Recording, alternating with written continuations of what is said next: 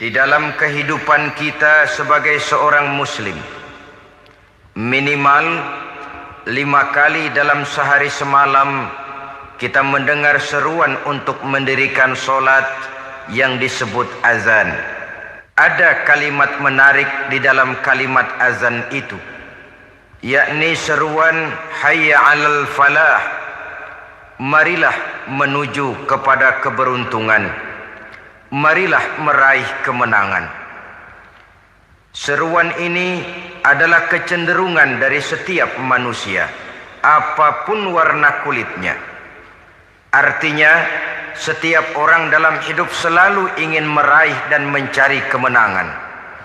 Kemenangan akan melahirkan kepuasan batin, dan kepuasan batin memberikan kebahagiaan.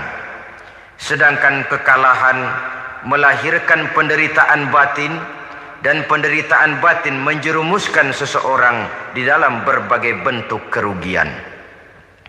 Jikalau inilah seruan azan, maka masalahnya ialah apa yang menyebabkan kita meraih kemenangan. Al-Quranul Karim memberikan tuntunan dan ajaran kepada kita bahwa orang-orang yang memperoleh kemenangan itu tidak lain adalah orang-orang yang bertakwa. Hanyalah mereka yang bertakwa kepada Allah Subhanahu wa ta'ala pada akhirnya akan tampil sebagai pemenang. Lalu siapa orang yang bertakwa itu? Dijelaskan dalam awal-awal Al-Baqarah, orang yang bertakwa yang akan meraih kemenangan. Pertama, alladzina yu'minuna bil ghaib, yaitu orang-orang yang beriman kepada yang gaib, percaya bahwa ada alam yang gaib, alam yang abstrak, alam yang tidak bisa dijangkau oleh salah satu daripada panca indera kita. Mereka percaya dan beriman kepada adanya malaikat, beriman kepada adanya iblis dan jin, beriman kepada adanya alam kubur, beriman kepada adanya alam mahsyar, beriman kepada adanya alam akhirat, beriman kepada adanya surga dan neraka. Beriman bukan cuma sekedar beriman dalam ucapan bibir saja, tetapi beriman yang nilai iman itu mampu mewarnai gerak dan gaya hidupnya. Iman yang meresap sampai ke tulang sumsum, kemudian memberikan dampak positif di dalam kehidupan manusia. Alam, kita tahu, adalah sesuatu yang selain Allah, dan Allah bukanlah alam. Apapun namanya selain daripada Allah, itu adalah alam. Alam pada hakikatnya terbagi menjadi dua. Ada alam syahadah, alam nyata, alam konkret, alam yang bisa dijangkau oleh salah satu indera kita. Kemudian ada alam ghaib, alam yang tidak bisa dijangkau oleh panca indera kita, alam metafisika, alam abstrak, alam yang wajib kita imani keberadaannya. Kita percaya bahwa malaikat itu ada, kita percaya kepada jin, bahwa jin itu ada, kita percaya kepada adanya iblis dan setan. Bukan percaya kepada iblis dan setannya, percaya bahwa iblis dan setan itu ada. Itu termasuk salah satu daripada sifat orang yang bertakwa kepada Allah. Kecenderungan pembangunan yang lebih bersifat materialistis biasanya menggeser aspek kehidupan rohani. Orang berpikir empiri, dan dalam pola pikir yang demikian, maka alam gaib tidak lagi mendapat perhatian. Aspek kehidupan yang bersifat rohaniah malah mulai ditinggalkan. Akibatnya terjadilah kepincangan di dalam kehidupan kita. Pernah ada satu pengalaman pribadi. Dalam perjalanan kembali ke tanah air, dalam pesawat di sebelah kanan saya duduklah seorang Jerman, namanya Heiner Simonsen. Iseng saya ajak kenalan, saya ajak ngobrol, saya tanya dia. Saya bilang, Mas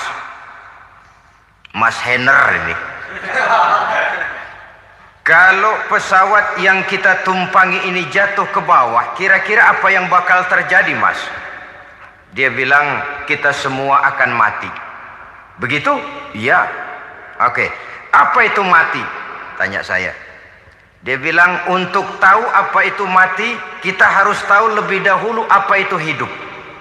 Saya pikir nih bule bisa ngomong juga. Baiklah kata saya. Apa hidup menurut Anda itu? Oh, hidup itu dia bilang, kalau seluruh anggota badan kita bekerja secara normal, paru-paru memompa darah secara normal, jantung berdetak secara normal, sel-sel tubuh bekerja secara fit, dan organisme tubuh hanya mau bekerja secara normal, dia bilang, kalau kita memberi makan yang cukup, menu yang teratur, dan gizi yang lengkap.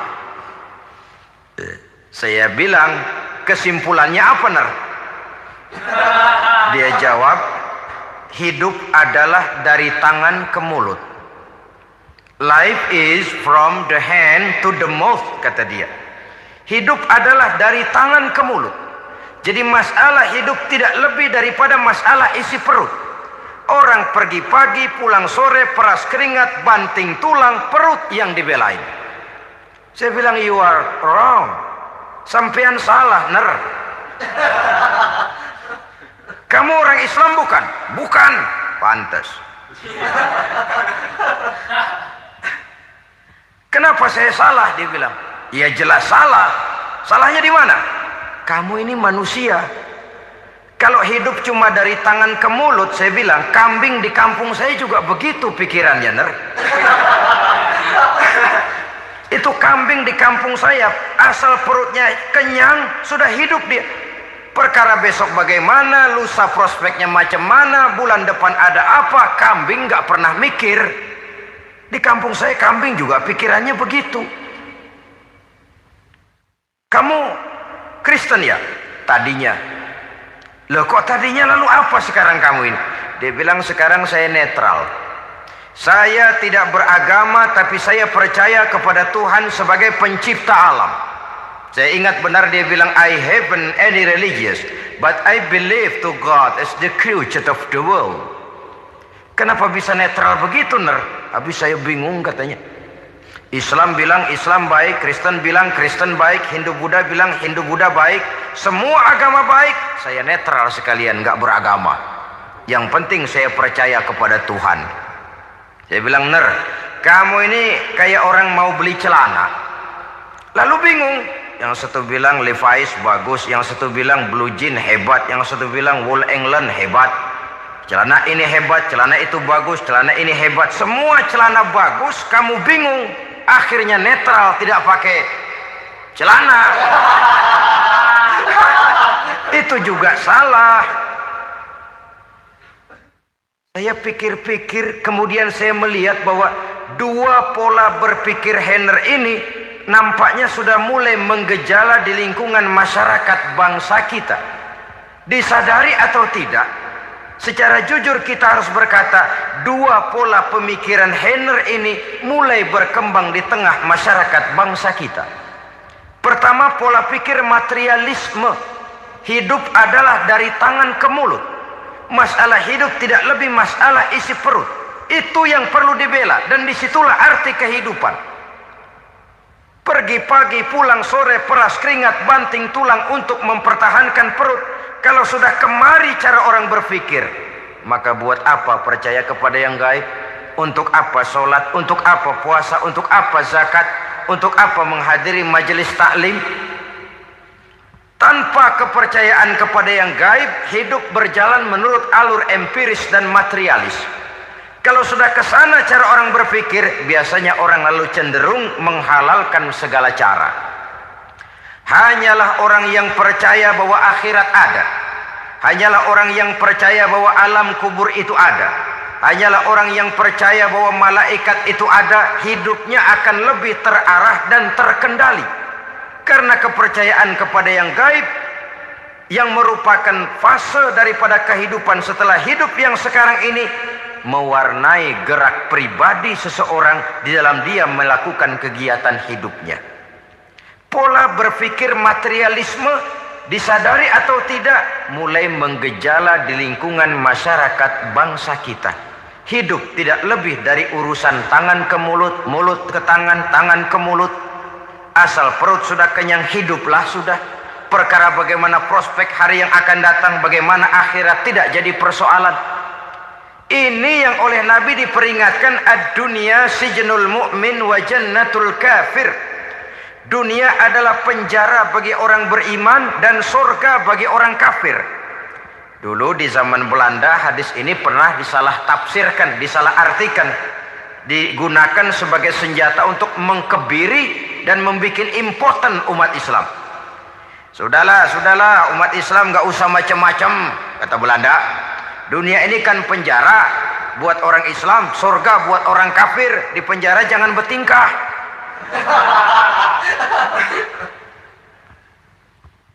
Pengertiannya tidak begitu.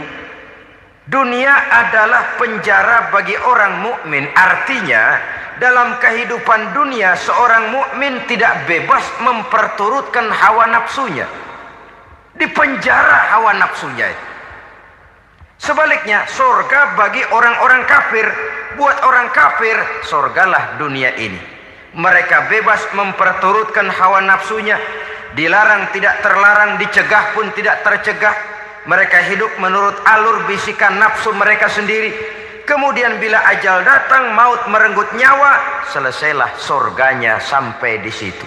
Maka bagi orang-orang yang tidak percaya kepada adanya akhirat, kepada adanya alam gaib, surganya sebatas umurnya.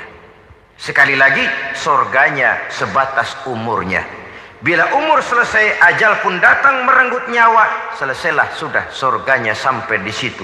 Alangkah pendeknya perjalanan orang-orang yang tidak percaya kepada alam gaib ini. Bagi kita mukmin, jikalau kita mampu memenjarakan hawa nafsu, kita bisa bahagia di dunia ini. Dan Islam memang tidak menyuruh kita sengsara di dunia. Raih dunia, kejar dunia, gapai dunia sebagai alat untuk mencapai kebahagiaan di akhirat nanti. Hidup adalah satu perjalanan panjang yang terbentang sejak kita terlahir dari alam rahim sampai kepada alam akhirat nanti. Andai kata kita gagal meraih kebahagiaan di dunia, toh kita masih punya akhirat. Tapi jangan jadi dalil yang melemahkan semangat. Biarin dah kita di dunia kebelangsak, yang penting akhirat. Akhirnya dunia benar-benar kebelangsak. Bagaimana dunia ini bisa kita raih? Dan bagaimana meraih dunia untuk menunjang kepentingan akhirat nanti? Yang kedua, dari pikiran Heiner yang saya lihat menggejala di lingkungan masyarakat bangsa kita, timbulnya manusia-manusia netral. Seolah-olah Tuhan yes, agama no. Sama Tuhan percaya, agama ogah. Tuhan ngangguk, giliran agama godeng. Padahal hampir dalam setiap ayat dalam Quran, kata-kata amanu biasanya bergandeng dengan wa amilus sholihat. Iman dan amal soleh. Ini sebagai isyarat Tuhan dan agama jangan pernah dipisah-pisah. Apabila kita bertuhan, maka kita harus beragama. Apabila kita beragama, maka agama itu harus bersumberkan dari Tuhan yang kita imani itu. Tidak mungkin kita pisah, Tuhan yes, agama no. Sama Tuhan percaya tapi agama bikin sendiri. Sembayangnya cukup bengong 2 jam madep mulon.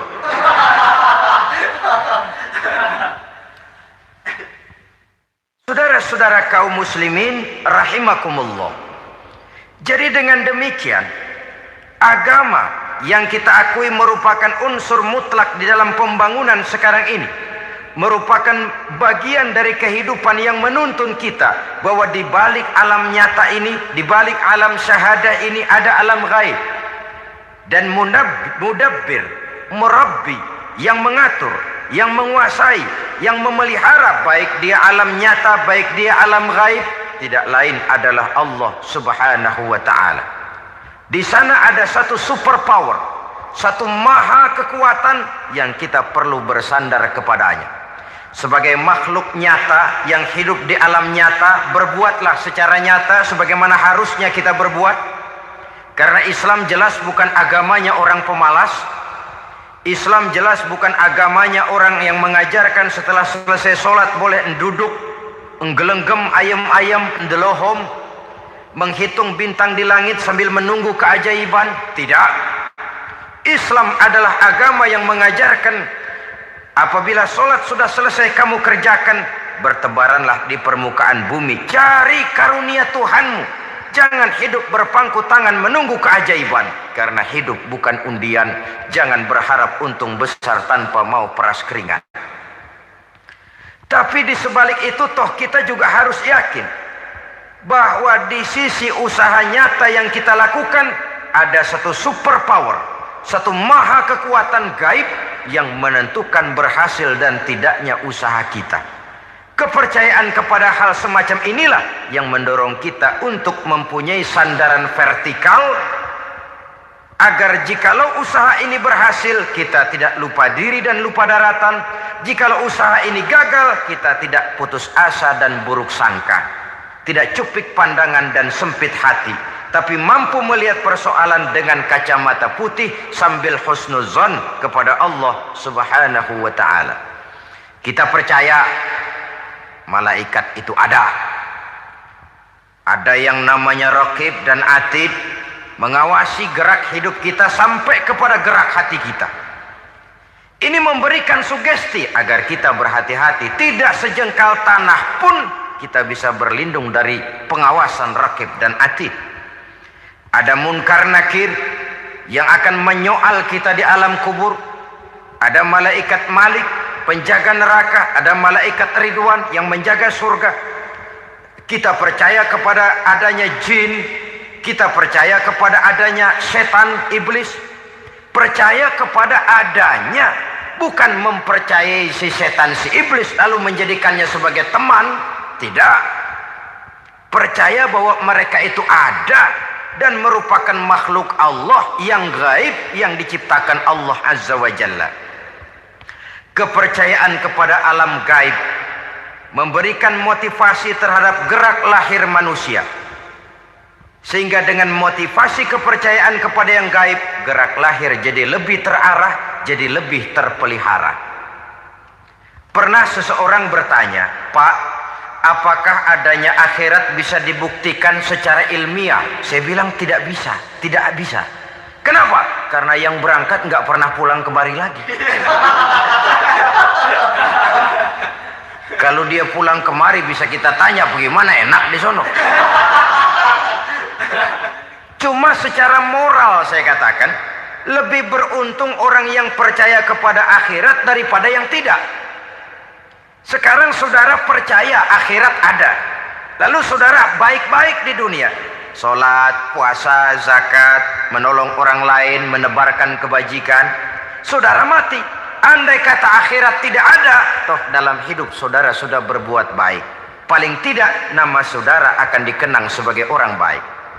Sebaliknya, saudara percaya, kata saya, bahwa akhirat tidak ada, lalu hidup semau-maunya, tenggelam dalam maksiat dan munkarat, menentang Allah, tidak mau ruku dan sujud. Lalu saudara mati, kemudian akhirat ada. Ayo, mau apa? Bekal tidak punya. Jadi secara moral lebih beruntung orang yang percaya kepada adanya akhirat daripada yang tidak percaya. Dan itu alam gaib yang tidak bisa dibuktikan secara eksat. Jangankan untuk membuktikan seperti itu, dalam kehidupan sehari-hari saja yang kita rasakan tidak selalu berbentuk toh. Angin, bagaimana sih bentuknya angin? Kita tidak tahu. Merah, buktinya kalau dikerok merah. Yang merah itu kulit, yang kulit kita bukan anginnya. Sakit. Rasa sakit itu ada, tapi bagaimana bentuk sakit? Kita nggak pernah tahu. Kalau kita makan cabai pedas, bagaimana bentuk pedas itu tidak ada, tapi rasa ada. Bentuk pedas hijau, cabainya bukan pedasnya. Tidak semua yang kita rasakan bisa kita gambarkan dalam bentuk yang konkret. Oleh karena itu, sekali lagi bahwa kepercayaan kepada alam yang gaib mampu memberikan satu sugesti yang menata kehidupan seseorang lebih lurus, lebih terarah, dan lebih terkendali. Maka wajar kalau kepercayaan kepada yang gaib mengantarkan seseorang untuk meraih kemenangan. Kenapa? Dia percaya kepada yang gaib, bahwa akhirat ada, bahwa alam kubur ada, bahwa pertanggungan jawab itu ada. Maka dia lalu tidak hidup saenae udele dewe, itu loh. Tidak hidup menurut seleranya sendiri, terarah, teratur. Ini cirinya yang pertama. Orang bertakwa yang akan meraih kemenangan, mereka beriman, mereka percaya kepada yang gaib. Bahkan hal-hal konkret saja selalu berangkat dari yang gaib. Saudara-saudara, para remaja, para pemuda sekarang ini tidak pernah tahu toh siapa yang akan jadi teman hidup saudara. Kita bisa saja ngerancang, mentargetkan, tapi toh akhirnya yang namanya jodoh bukan kekuasaan kita. Rezeki di luar kemampuan kita. Begitu juga ajal, maut, jodoh, ajal adalah contoh-contoh konkret bahwa pada akhirnya yang gaiblah yang menentukan. Bertahun-tahun ngelancong, emang jodoh seret, nggak jadi.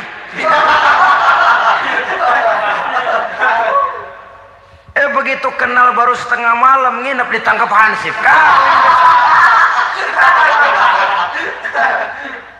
Hal-hal semacam itu kadang-kadang kita berpikir suuzon, gile, perempuannya cakep banget, lakinya rebek amat.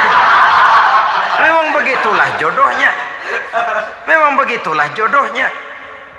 Saudara hadirin ma'asyiral muslimin yang saya hormati, jadi hal-hal yang konkret saja kita yakini sepenuhnya ditentukan oleh satu superpower yang gaib itu tadi. Dari sanalah segala ketentuan itu berangkat dan kesanalah segalanya akan kembali. Maka kepercayaan kepada yang gaib meluruskan gerak hidup seseorang dan itu akan mengantarkan dia kepada meraih kemenangan. Satu. Yang kedua, wa yuqimuna shalah. Orang bertakwa yang akan meraih kemenangan itu adalah orang-orang yang mendirikan sholat. Kenapa sholat mengantarkan orang untuk meraih kemenangan? Yang jelas, inna sholata tanha anil fahsya'i wal munkar. Sholat mampu mencegah manusia dari perbuatan keji dan munkar. Banyak filsafat hidup yang terkandung di dalam sholat ini. Sejak kita wudhu sampai kita menghadap ke arah kiblat, sampai kita melakukan gerak-gerak sholat, bacaan-bacaan yang ada di dalam sholat, lalu sampai kepada mengucapkan salam. Banyak filsafat hidup yang terkandung di dalam sholat. Umpamanya saja, setelah takbiratul ihram, mulai kita dengan sholat dalam posisi berdiri. Diajarkan dalam kitab-kitab fikih agar kita melihat ke arah tempat sujud. Ini kan filsafat kehidupan. Kalau kamu sholat dalam posisi berdiri, lihat tempat sujud. Jangan sholat mata jelalatan, sebab nanti bisa mengurangi kekhusyuan. Jadi wajar kalau yang dikatakan bahwa yang paling afdol adalah shaf yang di depan. Kenapa? Secara harfiah pengertiannya akan lebih mengundang kekhusyuan. Kenapa? Kalau kita di shaf paling depan di masjid umpamanya paling banter kita lihat tembok. Tapi kalau kita shaf di tengah atau di belakang, orang-orang di depan kita pun akan kelihatan. Yang bajunya loreng, yang bajunya genggang, yang bajunya macam-macam. Kita lihat, kadang-kadang kita pikirin, ada yang bajunya bolong. Kita sholat tapi dalam hati, nih orang bajunya robek yang nggak tahu apa. Ada saja hal-hal yang mengusik kekhusyuan kita. Oleh sebab itu diajarkan dalam posisi berdiri, lihat, arahkan pandangan matamu kepada tempat sujud. Ini kan filsafat kehidupan. Maksudnya apa? Kalau lagi diri lihat dong tempat sujud. Kalau udah di atas ingat dong sama yang bawah. Kalau sudah tinggi ingat dong dari mana kamu berangkat. Kalau sudah berkuasa bantu dong yang lemah. Kalau sudah kaya, santuni dong yang miskin. Kalau sudah alim, bimbing dong yang awam. Ini filsafat kehidupan. Dalam posisi berdiri, kau lihat tempat sujud. Ini akan melahirkan kepekaan sosial di mana seseorang mau tahu kepada orang lainnya. Bagaimanapun kaya kita, tinggi pangkat dan jabatan kita, jikalau hidup hanya untuk kepentingan perut sendiri saja, rasanya belum membawa manfaat di dalam kehidupan kita. Tapi efek yang tertinggi sesungguhnya, solat mencegah manusia dari perbuatan keji dan munkar. Perbuatan keji dan munkar walaupun kelihatannya mendatangkan uang, membawa keuntungan, tapi itu keuntungan semu, keuntungan sementara. Dengan menipu orang lain kita bisa dapat untung, tapi tidak membawa berkah. Dan itu adalah kerugian besar dalam kehidupan kita. Maka untuk meraih kemenangan harus dimulai dengan membentuk kepribadian yang tegar, memiliki sandaran vertikal yang langsung kepada Allah Subhanahu wa ta'ala. Dan itu hanya bisa kita tempuh melalui jalur ibadah formal yang sudah ditentukan Allah, yakni solat yang 5 waktu. Untuk memperkuat itu ada solat-solat sunnah, rawatib, nawafil sebagai terminal kontrol cadangan untuk memelihara stabilitas temperatur batin di dalam kita berhubungan dengan zat yang maha gaib, yaitu Allah Subhanahu wa ta'ala. Orang sering bertanya, Pak, itu tetangga saya nggak sholat, duitnya nggak habis-habis, Pak. Nggak sholat tapi mobilnya tambah terus. Nggak sholat tapi usahanya makin maju. Tapi di sisi lain ada orang yang rajin sholat, rezekinya butak bener. Anaknya mana kurus, mana korengan. Saudara hadirin ma'asyiral muslimin rahimakumullah. Harus saya katakan bahwa solat memang bukan untuk cari duit. Solat adalah sandaran vertikal kita kepada Allah. Sedangkan soal rezeki itu berkaitan dengan sifat Allah maha pengasih dan maha penyayang. Allah maha pengasih, siapapun dikasih kalau mau usaha. Allah maha penyayang, tidak semua orang disayang oleh Allah Azza wa Jalla. Dan belum tentu banyak harta itu merupakan nikmat. Mungkin juga istidraj. Artinya istidraj itu dikasih tapi diambulin, kalau bahasa Betawinya itu. Dikasih tapi diambulin, itu bukan merupakan nikmat sesungguhnya, lebih merupakan azab dari Allah Subhanahu wa ta'ala.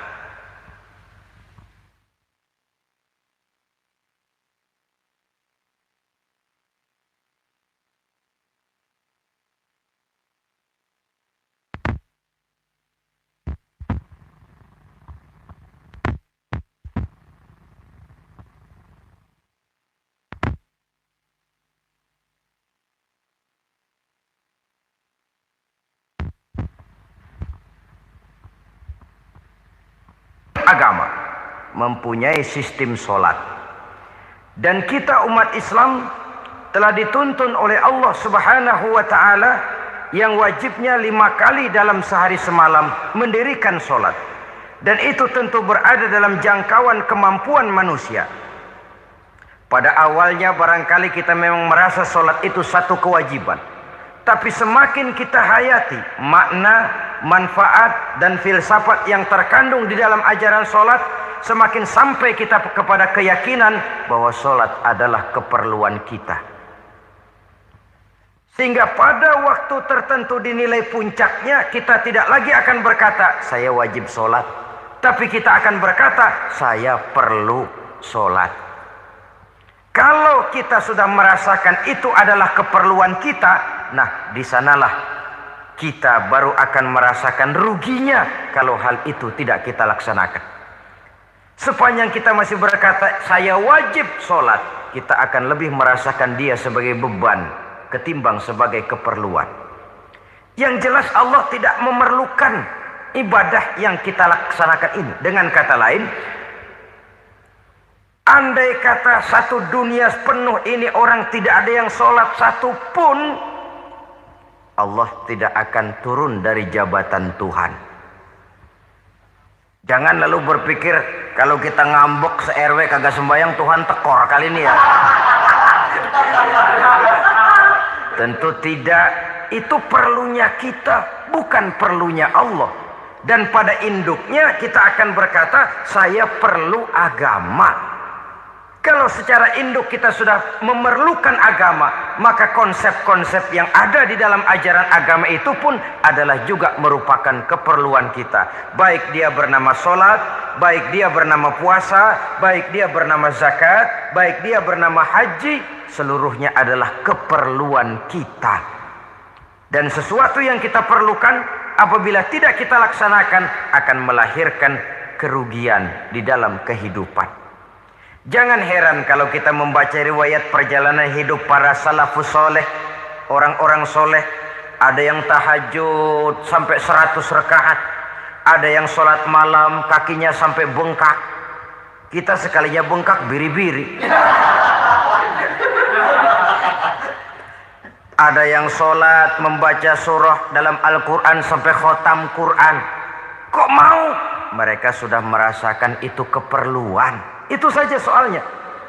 Satu saat pun jikalau kita merasa bahwa itu keperluan saya, kita pun akan melaksanakan seperti itu. Keperluan saya dalam kehidupan. Inilah yang kedua. Yang ketiga, orang bertakwa yang akan meraih kemenangan itu, wa mimma razaqnahum yunfikun. Mereka membelanjakan sebagian daripada rezeki yang diberikan Allah kepada mereka. Mereka infakkan di jalan Allah. Ada satu dialog menarik. Satu hari seorang anak muda bertemu dengan seorang kakek-kakek yang sudah dikenalnya baik. Bertanyalah anak muda ini, "Kek, umur kakek berapa tahun?" 15 tahun, kata si kakek. "Anak kakek berapa orang?" 1. "Harta kakek berapa banyak?" 15 juta. Si anak muda ini bengong. Lalu protes, "Kok kakek bohongin saya?" "Kenapa?" "Saya tahu umur kakek 70 tahun. Kenapa ngaku 15? Saya tahu anak kakek 5. Kenapa bilang 1? Saya tahu kakek miliuner. Miliaran uang kakek. Kenapa ngaku cuma 15 juta? "Begini," kata si kakek tadi. "Benar, umur saya 70 tahun. Tapi dari umur yang 70 tahun itu baru 15 tahun terakhir ini saya merasakan ibadah kepada Allah. Meninggalkan maksiat, jauh dari segala macam munkarat. Maka yang 15 tahun inilah yang benar-benar saya rasakan sebagai umur saya. Benar anak saya 5, tapi yang 4 susah diatur. Cuman 1 rasanya nih yang bakal jadi si buah hati belahan jantung, pelanjut cerita penerus sejarah. Cuma 1 ini yang saya harapkan, yang akan jadi anak soleh, yang akan membuat saya menerima pensiunan pahala. Kalau yang 4 apek dah, nggak ada harapan. Yang 1 nyekek botol melulu." "Oh begitu." "Iya.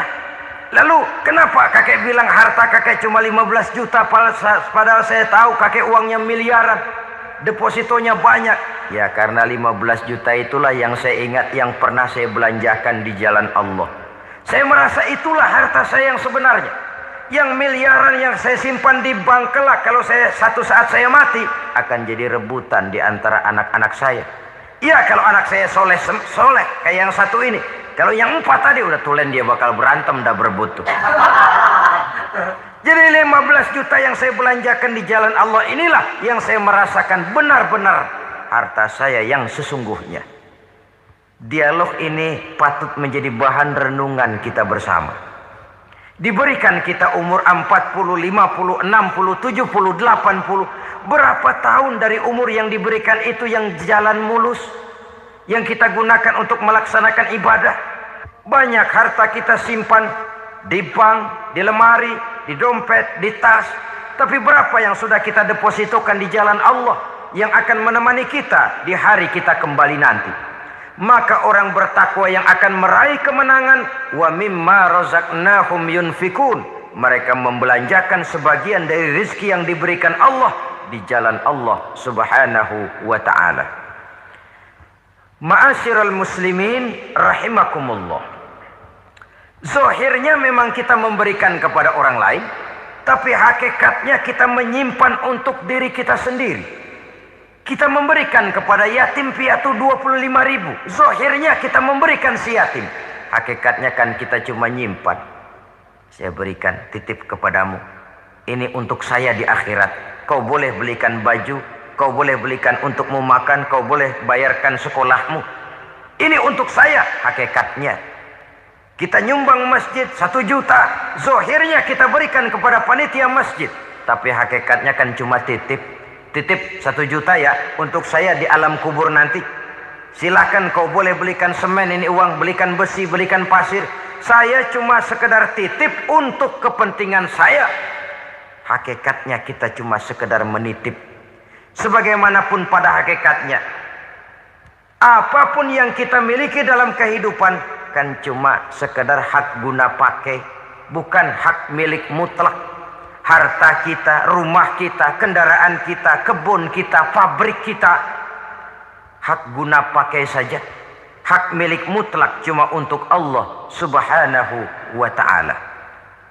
Saudara-saudara kaum muslimin rahimakumullah. Ini yang ketiga. Kemudian yang keempat, orang-orang bertakwa yang akan meraih kemenangan,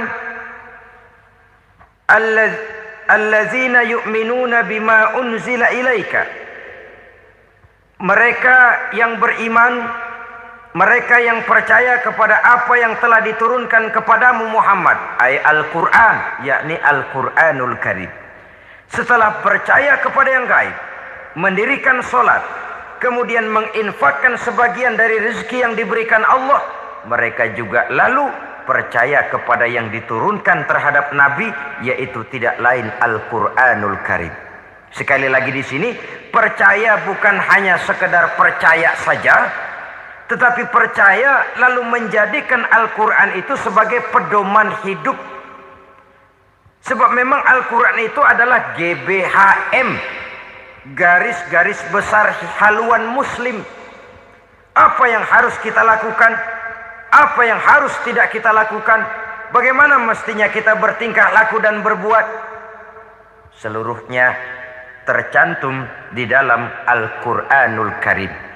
Itu sebabnya ketika satu hari Aisyah ditanya bagaimana akhlak Rasul, beliau menjawab, kana Rasulullah sallallahu alaihi wasallam khuluquhul Quran. Akhlak daripada Rasulullah tidak lain adalah Al-Quran. Jawaban simpel ini memberikan gambaran bahwa keseluruhan daripada konsepsi Quran sudah diterjemahkan dalam kehidupan Rasulullah sallallahu alaihi wasallam. Karena kita tahu akhlak adalah keseluruhan dari gerak hidup manusia. Sejak ia berpribadi, berumah tangga, bertetangga, bermasyarakat, sampai kepada berbangsa dan bernegara, Al-Quran tetap memberikan sentuhan nilainya. Oleh karenanya, orang-orang yang bertakwa adalah orang-orang yang menjadikan Al-Quran sebagai pedoman dalam kehidupannya. Dan kita yakini Al-Quran diturunkan kepada Nabi Muhammad bukan merupakan produk Nabi Muhammad. Isi dan redaksinya langsung dari Allah subhanahu wa ta'ala. Kemudian cirinya yang kelima, orang bertakwa yang akan meraih kemenangan itu, wa ma unzila min qablika. Tidak hanya sekedar percaya kepada yang diturunkan terhadap Nabi Muhammad, yaitu Al-Quran, mereka juga percaya kepada apa yang pernah diturunkan kepada para nabi, kepada para rasul sebelum Nabi Muhammad. Percaya kepada adanya suhuf, percaya kepada adanya Taurat, percaya kepada adanya Injil, percaya bahwa Allah dahulunya sudah menurunkan Taurat kepada Musa, percaya bahwa Allah sudah menurunkan Injil kepada Isa, percaya Injil ada, Taurat ada, diturunkan Allah untuk Isa dan Musa, tetapi tidak wajib mengamalkannya karena kita sudah diberikan Al-Quranul Karim. Ini yang perlu saya garis bawahi. Kita percaya Allah telah menurunkan Injil dahulu kepada Isa. Kita percaya bahwa Allah telah menurunkan Taurat dahulunya kepada Nabi Musa. Kadang-kadang ini dijadikan dalih, dikacaukan pengertiannya. Quran saja mengajarkan bahwa orang yang bertakwa harus percaya kepada Injil, maka pakailah Injil. Apalagi kalau ayat sebelumnya ditilap, dihapus, dihilangkan, Injilnya yang ditekankan, maka akan terjadilah penekanan yang salah arah. Karena salah arah akhirnya bisa merusak dan menghancurkan akidah. Ketika Rasul suatu saat pernah ditanya orang, "Ya Rasul, bagaimana sikap kita sebagai muslim terhadap Injil yang ada sekarang?" Beliau menjawab, "La tukadzibuhu jami'an wa la tusaddiquhu jami'an." Jangan didustakan seluruhnya, jangan juga dibenarkan semuanya. Artinya, ini sudah merupakan gambaran dari Rasul bahwa dalam Injil yang ada sekarang masih ada ajaran-ajaran tauhid yang dibawa oleh Nabi Isa dan diajarkan kepada umatnya. Tapi juga dalam Injil yang sekarang ini sudah terkena intervensi dan investasi manusiawi. Karena itu Rasul menyimpulkan, la tukadzibuhu jami'an wa la tusaddiquhu jami'an. Jangan didustakan semua, jangan dibenarkan seluruhnya. Kita memang percaya Allah telah menurunkan Injil kepada Nabi Isa dulu, tapi kita tidak wajib mengamalkan Injil. Kita percaya Allah telah menurunkan Taurat kepada Nabi Musa, tapi kita tidak wajib mengamalkan kitab ajaran Taurat. Yang wajib kita percayai dan kita amalkan hanyalah Al-Quranul Karim. Kenapa? Oleh karena baik yang ada di dalam Taurat, baik yang ada di dalam Injil, tentu tercakup di dalam Al-Quran sebagai kitab terakhir yang diturunkan oleh Allah Subhanahu wa Ta'ala. Dan itu wajar. Kalau seorang pejabat mau mengeluarkan satu keputusan baru, tentu dia harus meninjau keputusan-keputusan lama. Andai kata dianggap tidak berlaku, dianggap tidak relevan lagi, maka keputusan-keputusan lama itu tentu sudah dianggap tidak berlaku. Sebagian daripada aturan-aturan dalam keputusan lama yang masih dianggap relevan tercantum dalam keputusan baru yang wajib diamalkan. Begitulah hubungannya antara Al-Quran, Taurat, Zabur, dan Injil. 4 kitab samawi yang diturunkan Allah masing-masing kepada Zabur untuk Nabi Daud, Taurat untuk Nabi Musa, dan Injil untuk Nabi Isa alaihi wassalatu wassalam. Ketiga-tiga kitab itu kita percayai adanya. Kita yakini Allah telah menurunkan Zabur, Taurat, dan Injil. Tapi kita tidak wajib mengamalkannya. Yang wajib kita mengamalkannya sekarang ini tidak lain hanyalah Al-Quranul Karim saja. Karena ia mencakup apa yang ada di dalam Zabur, apa yang ada di dalam Taurat, dan apa yang ada di dalam Injil. Keotentikannya bisa dipertanggungjawabkan. Ya, tapi kan Nabi Muhammad sudah mati 14 abad yang lalu. Dan di zaman beliau Al-Quran kan belum dikodifikasikan, belum ditulis. Bagaimana keotentikannya bisa dipertanggungjawabkan? Mudah saja. Allah berjanji, "Inna nahnu nazzalna dzikra wa inna lahu lahafizun." Kami yang menurunkan Al-Quran dan kami yang akan menjaga dan memeliharanya. Allah turunkan Quran, Allah menjaganya. Bagaimana cara Allah menjaga Al-Quran itu? Banyaknya orang-orang yang hafaz Al-Quran. Hafaz Al-Quran 30 juz, 114 surah, 6.666 ayat. Sehingga jangankan satu kata, jangankan satu ayat, satu kalimat saja berubah, sudah akan timbul reaksi dan mudah dimengerti. Kenapa? Banyak orang-orang yang hafaz Al-Quran. Sedangkan pada setiap akhir tahun biasanya malaikat Jibril selalu mengadakan checking terhadap ayat-ayat yang diturunkan pada waktu itu. Di zaman Nabi sendiri sudah ada usaha kodifikasi. Dan yang lebih luar biasa lagi, sampai hari ini tidak seorang pun mampu membuat satu ayat saja semacam Al-Quran.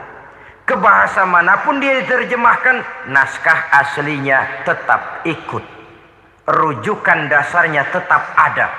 Berdasarkan itu, maka tidak mungkin terjadi penyelewengan terhadap atau pemalsuan terhadap ayat-ayat Al-Quranul Karim. Kesuciannya, keotentikannya, kemurniannya bisa dipertanggungjawabkan. Ma'asyiral muslimin rahimakumullah. Oleh karenanya, konsepsi dasar daripada ajaran Islam ini memang tidak lain adalah Al-Quran dan Sunnah. Isi daripada agama Islam yang merupakan iman, Islam dan ihsan, konsepsi dasarnya tidak lain adalah Al-Quran dan Sunnah Rasulullah Sallallahu Alaihi Wasallam. Maka yang kita perlukan sekarang ini adalah terjemahan Al-Quran di dalam kehidupan kita. Dengan demikian, maka gaya kehidupan yang lebih Qurani itulah yang kita dambakan. Kita perlu memang terjemahan Quran dalam bahasa Inggris, dalam bahasa Belanda, dalam bahasa Jepang, tapi yang lebih kita perlukan adalah terjemahan Quran di dalam kehidupan kita. Konsekuen, tidak memanipulasi, ringan sama kita jinjing, berat sama kita pikul.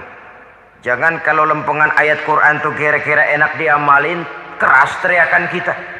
Giliran kira-kira ayat Quran itu mukul kepala kita sendiri, diam kita. Itu ciri yang pernah disindir Allah dalam awal-awal Baqarah juga.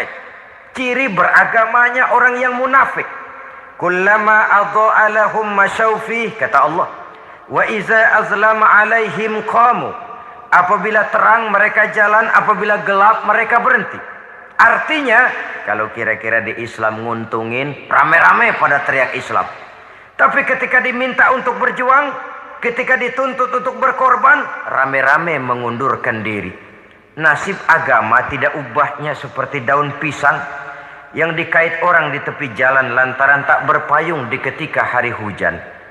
Manakala hujan usailah sudah, daun itu pun dicampakkan di tepi jalan, diinjak pula orang nan lalu. Artinya, orang menjadikan agama cuma sebagai lipstick, decoration only, tidak konsekuen. Hanya pada saat-saat kelihatannya Islam membawa keuntungan, rame-rame orang teriak-teriak tentang Islam. Tapi jikalau diminta berjuang, jikalau dituntut untuk berkorban, biasanya rame-rame juga mengundurkan diri. Jangan heran kalau mayoritas hitungan kita, tapi minoritas peranan kita. Kuantitas kita dalam jumlah, tapi dalam kualitas kita lebih sering jadi penonton daripada jadi pemain. Padahal itu sangat tidak boleh terjadi. Umat Islam di Indonesia harus bangkit. Umat Islam di Indonesia harus sadar akan keberadaannya. Tidak boleh hanya jadi penonton berpangku tangan. Karena memang agama kita juga mengajarkan untuk konsekuen di dalam menjabarkan ajaran-ajaran daripada agama kita. Kita sering jatuh menjadi umat yang lemah. Oleh karena kita ini tidak pandai menggalang kebersamaan yang diakibatkan tidak konsekuennya kita. Diistilahkan bahwa umat Islam di dalam menggalang kebersamaannya itu harus seperti orang main sepak bola.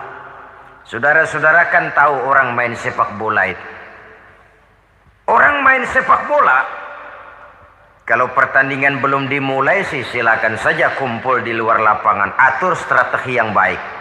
Tapi kalau pertandingan sudah dimulai, turun ke lapangan hijau, jangan kumpul terus. Ada sepak bola gotong royong. Mundur-mundur rame-rame. Depan ke depan kumpul melulu mainnya. Kalah.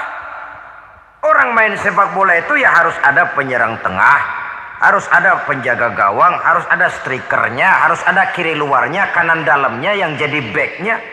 Posisi boleh bermacam-macam, tapi yang penting saling ngoper untuk menggolkan gawang lawan. Begitulah umat Islam ini. Boleh ada yang jadi pejabat, boleh ada yang jadi pengusaha, boleh ada yang jadi petani, silakan ada yang jadi seniman, ada yang jadi penyair, ada yang jadi artis sekalipun. Tapi kalau sudah berhasil menguasai bola, jangan lupa operannya. Operan itu yang langka. Kita ini muslim kadang-kadang kalau sudah memegang menguasai bola, kalau belum mau mampus, belum mau ngoper. Nanti kalau sudah nggak punya bola, baru mau ngoper. Kalau sudah dengar-dengar mau dekat pensiun, baru mau jihad, baru mau berjuang, baru mau ngurus pesantren. Tanda tangan sudah tidak laku, memo sudah tidak dihargai, baru mau berjuang. Kemarin kemana, Mas? Kita tidak pandai memanfaatkan posisi. Dengan kata lain, kalau kembali kepada persoalan kita, konsekuensi kita terhadap agama yang kita anut ini belum ideal. Kita masih lebih sering berislam ini pada saat-saat yang menurut perhitungan kita membawa keuntungan. Tapi kalau diminta berjuang, dituntut berkorban, yang itu pun hakikatnya adalah untuk kepentingan kita juga. Allah tidak pernah menuntut kita untuk jihad bagi kepentingan Allah, itu tidak. Berjuang menegakkan agama Allah, apakah untuk kepentingan Allah? Tidak.